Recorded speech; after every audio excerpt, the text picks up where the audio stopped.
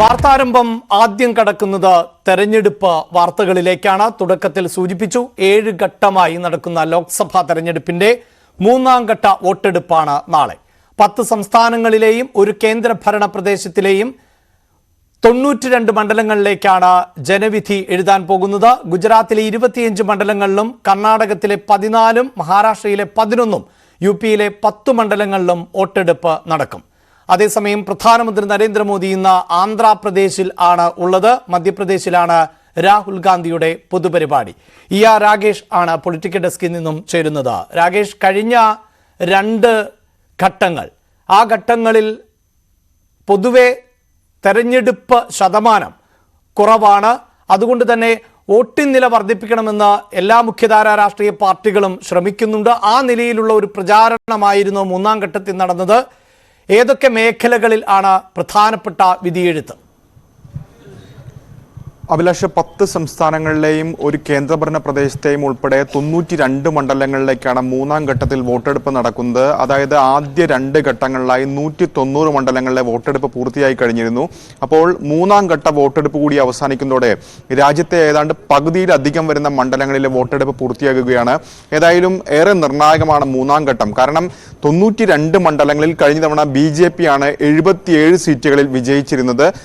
UPA സഖ്യത്തിന് India സഖ്യത്തിന്, കോൺഗ്രസിന് 6 ഇടത്താണ് അന്ന് വിജയിക്കാൻ സാധിച്ചിരുന്നത്. അപ്പോൾ BJPയെ സംബന്ധിച്ചിടത്തോളം ഏറെ നിർണായകമാണ് ഈ 3ാം ഘട്ടത്തിലെ അവരുടെ പെർഫോമൻസ് എന്ന് പറയുന്നത്. ഏതായാലും അഭിലാഷ് ചോദിച്ച പോലെ തന്നെ ഗുജറാത്ത് BJPയുടെ ശക്തി കേന്ദ്രമാണ്. പ്രധാനമന്ത്രി നരേന്ദ്രമോദിയുടെയും ആഭ്യന്തരമന്ത്രി അമിത്ഷായുടെയും തട്ടകമാണ്.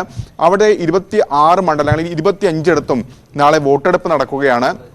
നേരത്തെ 94 മണ്ഡലങ്ങളിലാണ് 3ാം ഘട്ടത്തിൽ വോട്ടെടുപ്പ് നിശ്ചയിച്ചിരുന്നെങ്കിൽ സൂറത്തിൽ BJP എതിരില്ലാതെ വിജയിച്ചു. ഒപ്പം തന്നെ ജമ്മു കശ്മീരിലെ അനന്ത്നാഗ് മണ്ഡലത്തിലെ വോട്ടെടുപ്പ് മാറ്റിവെക്കുകയും ചെയ്തു. ഇതോടുകൂടിയാണ് 92 മണ്ഡലങ്ങളിൽ വോട്ടെടുപ്പ് നടക്കുന്നത്. ആഭ്യന്തരമന്ത്രി അമിത്ഷാ ഗാന്ധിനഗറിൽ നിന്ന് ജനവിധി തേടുന്നു. ഒപ്പം തന്നെ കേന്ദ്രമന്ത്രിമാരായ പുരുഷോത്തം രൂപാല, ഒപ്പം തന്നെ തുടങ്ങിയവർ ഈ 3ാം ഘട്ടത്തിൽ ജനവിധി തേടുന്ന, ഗുജറാത്തിൽ നിന്ന് ജനവിധി തേടുന്ന പ്രമുഖരാണ്. ഒപ്പം ഉത്തർപ്രദേശിലെ നിർണായകമായ ചില മണ്ഡലങ്ങൾ, 10 മണ്ഡലങ്ങളാണ് ഉത്തർപ്രദേശിൽ വോട്ടെടുപ്പ് നടക്കുന്നത്. അത് യാദവ് ഭൂരിപക്ഷ മേഖലകളിലാണ് വോട്ടെടുപ്പ് നടക്കുന്നതെന്ന പ്രത്യേകത കൂടിയുണ്ട്. കഴിഞ്ഞ തവണ ഈ മേഖലയിൽ നിന്ന് 10ൽ 8 സീറ്റുകൾ വിജയിക്കാൻ BJPക്ക് സാധിച്ചിരുന്നു. 2 ഇടത്താണ് സമാജ്വാദി പാർട്ടി സ്ഥാനാർത്ഥികൾക്ക് വിജയിക്കാൻ സാധിച്ചിരുന്നു. ഇത്തവണ പക്ഷേ UPയിൽ കോൺഗ്രസും സമാജ്വാദി പാർട്ടിയും സഖ്യമായാണ് പോരാടുന്നത്. അപ്പോൾ യാദവ് ഭൂരിപക്ഷ മേഖലയിൽ, പ്രത്യേകിച്ച് സമാജ്വാദി പാർട്ടിയുടെ തട്ടകത്തിൽ എങ്ങനെയായിരിക്കും BJPയുടെ പ്രകടനം?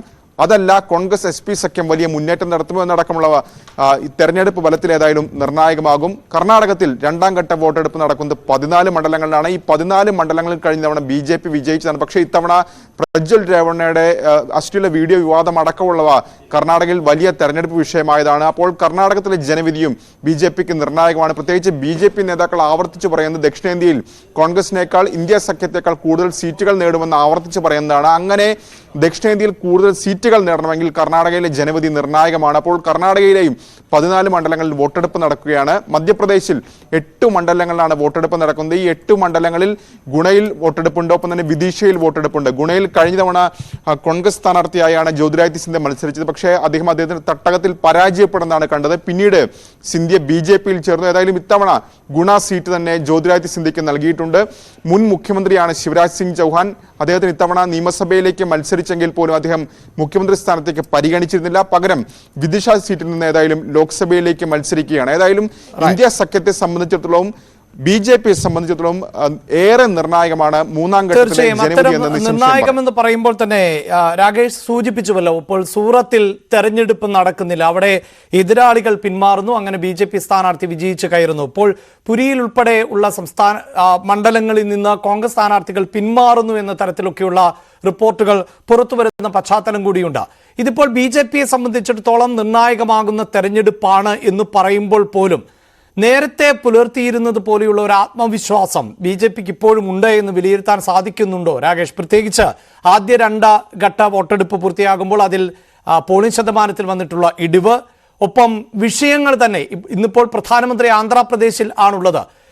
ഉത്തരേന്ത്യയിൽ പ്രധാനമന്ത്രി തുടർച്ചയായി മുസ്ലിം വിരുദ്ധമായ തരത്തിൽ ആയിരുന്നു ക്യാമ്പയിനുകൾ മുന്നോട്ട് കൊണ്ടുപോയത്.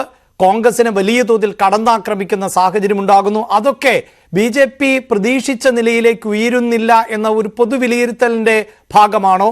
എങ്ങനെയാണ് ഈ ഘട്ടത്തിൽ ആ തരത്തിൽ ഈ കഴിഞ്ഞ തെരഞ്ഞെടുപ്പിലെ വലിയ സീറ്റ് നേട്ടം അത് ആവർത്തിക്കാനാകുമെന്ന് പൊതുവെ വിലയിരുത്തപ്പെടുന്നുണ്ടോ?